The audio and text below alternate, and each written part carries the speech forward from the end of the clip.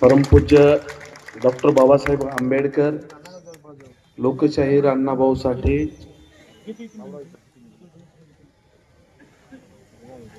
संत शिवलाल महाराज, भगवान बिरसा मुंडा, महाराष्ट्रातील सर्व संत महंतांना नतमस्तक होतो. आमचे दैवत स्वर्गीय बाळासाहेब ठाकरे यांना सुद्धा नतमस्तक होतो. त्याचबरोबर आजच्या कार्यक्रमाचे अध्यक्ष, हिंगोली लोकसभेचे माजी खासदार व आत्ताचे आमदार, ज्यांच्याकडं महाराष्ट्र राज्याचे माजी मुख्यमंत्री एकनाथरावजी शिंदे साहेब यांनी वसमत येथे 65 एकर जमिनीवर हरिद्रा संशोधन केंद्र, जे भारतातलं पहिलं केंद्र आहे, त्याची जबाबदारी कॅबिनेट मंत्री पदाचा दर्जा देऊन सोपविली असे आमचे हेमंत भाऊ पाटील. त्याचबरोबर आज ज्यांचा आपण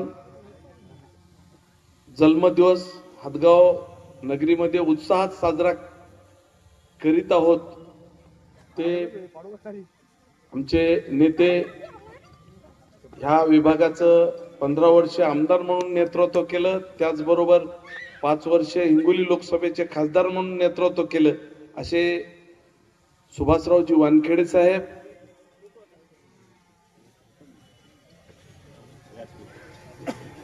भाजपा,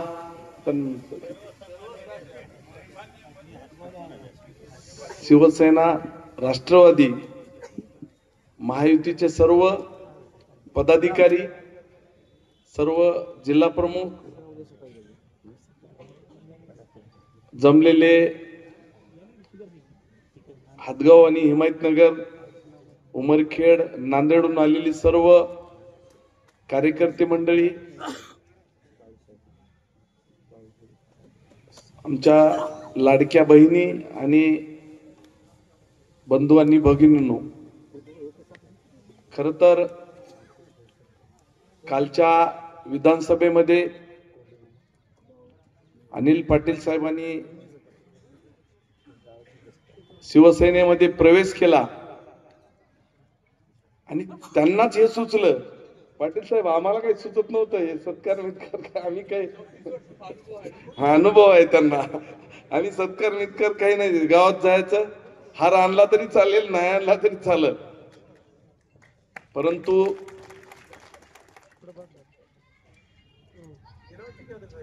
आज हा वानखेडे साहेबाचा जन्मदिवस योगायोग आणि हा नागरी सत्कार सोहळा सर्वांच्या वतीनं आयोजित केलेला आहे. खर तर सत्कारापेक्षा फार मोठी जबाबदारी पडली. आता हेमंत भाऊ 5 वर्ष आमदार होते दक्षिणचे, पुन्हा खासदार झाले हिंगोलीचे, परत आता विधान परिषदेचे आमदार झाले. वानखेडे साहेब होते. आता आम्ही जिल्हा परिषद बघितलेली आहे, पत्रकार बंधूचे नाव घ्यायचे राहिले आता, परंतु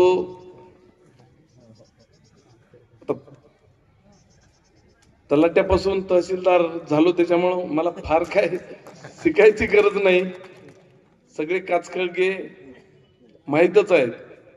त्याच्यामुळं आणि दोघांच्याही आमच्या जे नेते मंडळी आहे त्यांच्या सहवासात पूर्ण आमचं आतापर्यंत 25 ते 30 वर्ष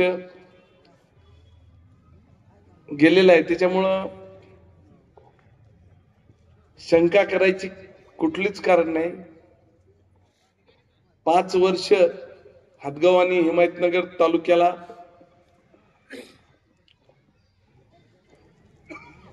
एक चांगल्या प्रकारचं लोकांचे ज्या काही समस्या आहेत ते सोडवण्यासाठी आम्ही कटिबद्ध आहोत.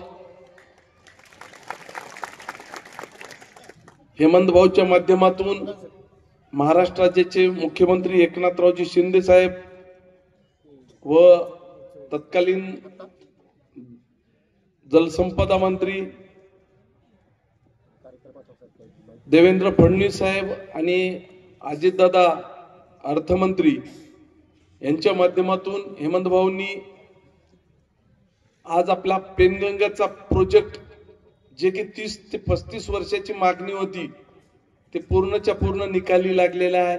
आज ज्यावेळेस हे 4 स्ट्रक्चर होतील उभे त्यावेळेस हा भाग सुजलम सुफलम होईल। त्याचबरोबर इथं बाजूलाच वसंत कारखाना बंद पडलेला होता ते सुद्धा 1-1.5 वर्षापूर्वी भाडे तत्वावर घेऊन 15 वर्षाच्या लीजवर बंद पडलेला कारखाना सुद्धा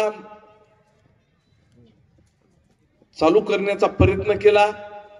कारखाना थोडा साथ देत नाही, मशिनरी खूप जुनी आहे, खूप त्याचे पार्ट बदलण्याचे प्रयोजन चालू आहे, परंतु काही टेक्निकल अडचणी असतात त्याच्यामुळे थोडासा व्यत्यय यायला, परंतु हा सुद्धा प्रॉब्लेम दूर होऊन शेतकऱ्याला चांगला भाव व जास्तीत जास्त ऊसाचं जे की बाजूचे कारखाने आहेत त्याच्या बरोबरीने 5 लाखापर्यंत गाळप सुद्धा केले जाईल। त्याचबरोबर या नगर परिषदेमध्ये मी आवर्जून उल्लेख करतो, हेमंत भाऊच्याच पत्रावर वसमत, हदगाव आणि नगरपंचायत हिमायतनगर 3 नावं आम्ही टाकून एकनाथरावजी शिंदे साहेब यांचं एंडोर्समेंट घेऊन पाठपुराव्यासाठी इथल्या जे डेव्हलपमेंट आहे त्याच्यासाठी सुरुवात केली होती, परंतु इथली जी व्यवस्था आहे, इथले जे लोकप्रतिनिधी होते, आज वसमतचं आमच्या पत्रावरच पूर्ण काम संपून गेलं, परंतु इथं आम्हाला मंजुरी इथल्या नाव घेऊ इच्छित नाही, पण तो लोकप्रतिनिधीनं होऊ दिलं नाही। ही मनामध्ये खंत आहे। हिमायतनगरची तीच परिस्थिती आहे। तर येणाऱ्या काळामध्ये हेमंतभाऊ पाटील असतील, वानखेडे साहेब असतील आणि योगायोगानं नगर विकास खातं सुद्धा एकनाथ शिंदे साहेबांकडेच आहे, त्याच्यामुळं जास्तीत जास्त ह्या दोन्ही नगरपंचायत हिमायतनगर आणि नगर परिषद हदगाव याच्यासाठी प्रत्येक ठिकाणी 500 कोटी रुपये आणण्याचं आमचं प्रोव्हिजन आहे।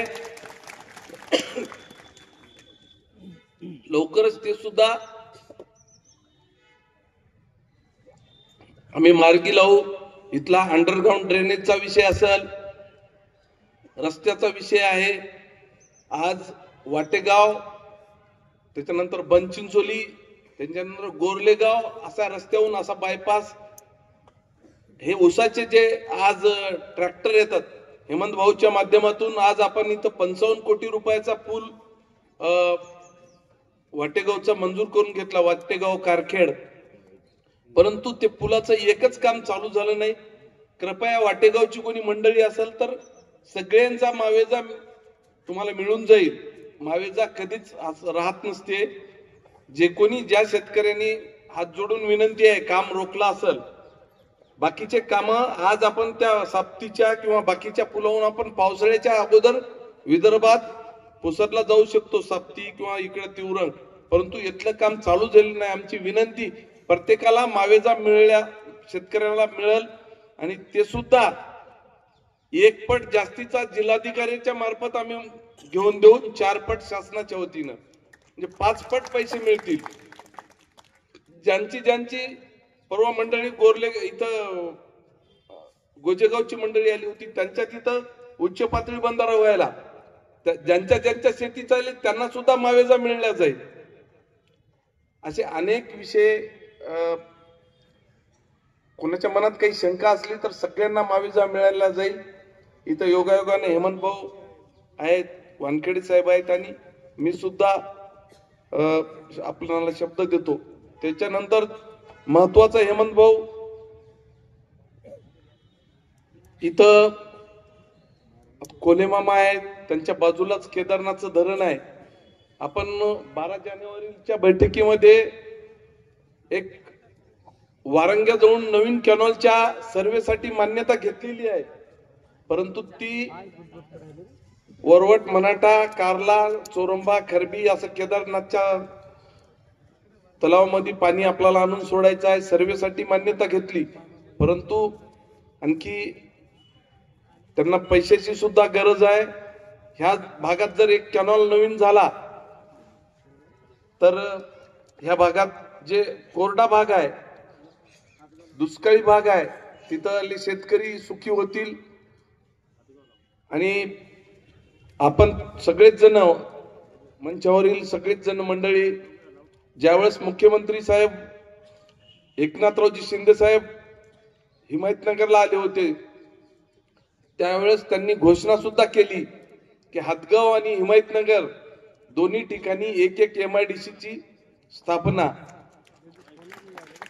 ती जर झाली तर आपल्या आजूबाजूला छोटे मोठे उद्योग उभारतील आणि आपल्या मुलामुलींना बाहेर पुण्या मुंबईला न जाता इथंच रोजगार मिळेल.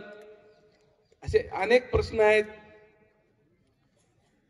शैक्षणिक, त्याचबरोबर सिंचन आणि आरोग्य. लवकरच कालच्या हिवाळी अधिवेशनात उपजिल्हा रुग्णालयासाठी आरोग्याचा प्रश्न मी उपस्थित केला होता.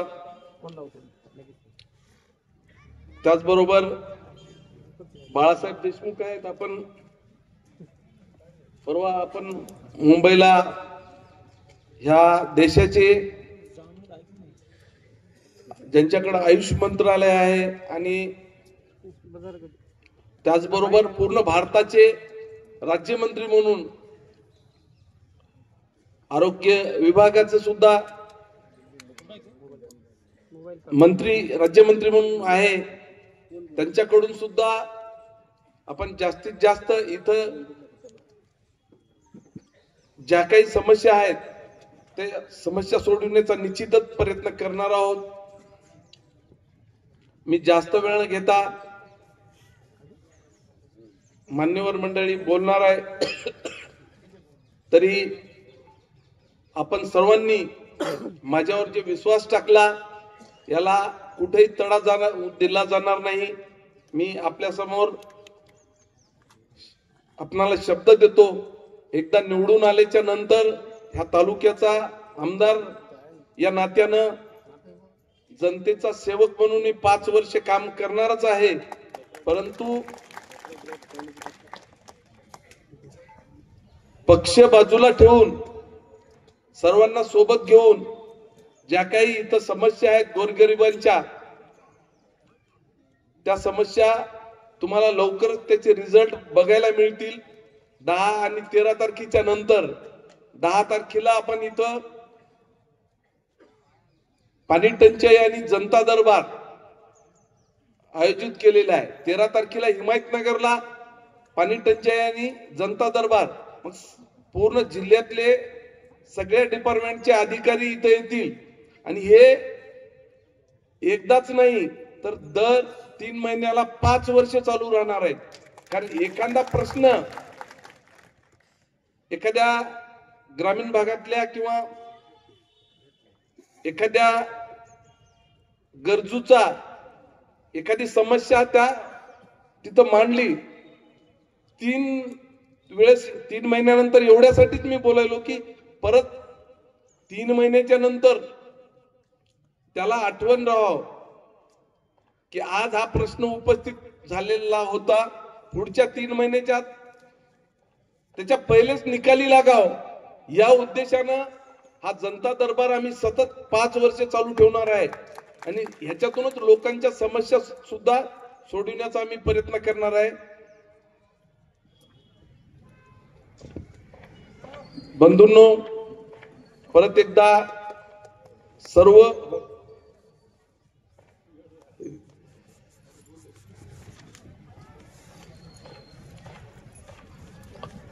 हेमंत भाऊ पाटील यांच्या माध्यमातून आपल्या वसमतच्या तिथं ड्रायपोर्टचे प्रयत्न चालू आहेत। अतिशय शेतकऱ्यासाठी गडकरी साहेबांच्या माध्यमातून 200 ते 250 एकरवर, आणि हे जर झालं तर आपल्याला भाजीपाला किंवा ज्या काही फळं असतील ते नांदेड किंवा तिकडे नागपूर किंवा पुण्या मुंबईला आपण नेऊ शकत नाही, पण इथं ड्रायपोर्ट जर उभारलं तर आपण ते सुद्धा शेतकऱ्यासाठी चांगले दिवस येणार आहेत। ज्या काही वचननाम्यामध्ये गोष्टी होत्या त्या महाराष्ट्र राज्याचे मुख्यमंत्री देवेंद्र फडणवीस साहेब यांनी राज्यपाल महोदयाच्या अभिभाषणाच्या वर चर्चा करताना शेतकऱ्याची संपूर्ण कर्जमाफीची सभागृहात सुद्धा सांगितलं की शेतकऱ्याची संपूर्ण कर्जमाफी काही दिवसातच केल्या जाईल। महिलांचे जे 1500 रुपये मानधन होतं लाडक्या बहिणीचं, त्याच्यामध्ये सुद्धा 600 रुपयाची वाढ करून 2100 रुपये देण्याचं सभागृहामध्ये सांगितलं। त्याच्यामुळं कुणी शंका किंवा करायचं कारण नाही। आणि ज्या काही वचननाम्यामध्ये जाहीरनाम्यामध्ये अटी कंडिशन टाकल्या होत्या त्या सगळ्या देण्याचा महाराष्ट्र राज्याचे मुख्यमंत्री, दोन्ही उपमुख्यमंत्री एकनाथरावजी शिंदे साहेब आणि अजितदादा साहेब तिघांनी सुद्धा त्यांच्या भाषणातून जे वचननामा होता तंतोतंत पालन करण्याचं सभागृहासमोर मांडलं। त्याच्यामुळं आपण काळजी करण्याची गरज नाही, एवढंच या प्रसंगी सांगतो। परत एकदा आम्हाला हातगाव आणि हिमायतनगरच्या जनतेनं बहुमतानं निवडून दिलेलं आहे। मी संबंध जनतेचं मनापासून आभारी आहे। आपल्यासाठी 5 वर्ष सेवा तर करणारच आहे, परंतु आपल्याला सोबत घेऊन जे काही छोट्या मोठ्या गोष्टी आहेत या तालुक्याच्या विकासाच्या त्या सुद्धा आपल्याला सहभागी करून, त्याचबरोबर पत्रकार मंडळीला सुद्धा सोबत घेऊन ह्या तालुक्याचा गाडा चालविणार आहे। परत एकदा आमचे नेते सुभाषरावजी वानखेडे साहेब यांच्या जन्मदिवसाच्या आपणास मनापासून शुभेच्छा देतो व हेमंत भाऊ सुद्धा त्यांना खूप व्यस्त कामातून असते वेळ सुद्धा या सत्कार कार्यक्रमासाठी उपस्थित राहिले, त्यांचा सुद्धा मनापासून आभार व्यक्त करतो आणि सर्वांना शुभेच्छा देऊन थांबतो। जय हिंद, जय महाराष्ट्र।